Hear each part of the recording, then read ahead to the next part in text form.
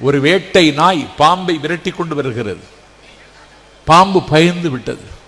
இந்த வேட்டை நாயின் வாயில் சிக்கி நான் செத்து விடுவேன்னு அழுதது. ஒரு வழிப்போக்கன் வந்து கொண்டிருந்தான். வழிப்போக்கிட்ட சொன்னது, இந்த வேட்டை நாய் என்னை கொல்ல பார்க்கிறது, எனக்கு அடைக்கலம் தான்னு கேட்டது. நான் உனக்கு எப்படி அடைக்கலம் தர முடியும்? நான் மனுஷன், நீ பாம்பு, உனக்கு எப்படி தான் அடைக்கலம் தர முடியும்?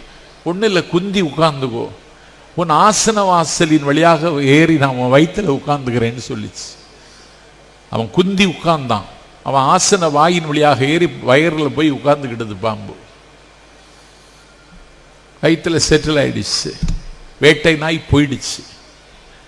உயிர் பயம் போயாச்சு. இவனுக்கு வயிறு வலிக்க ஆரம்பிச்சிடுச்சு.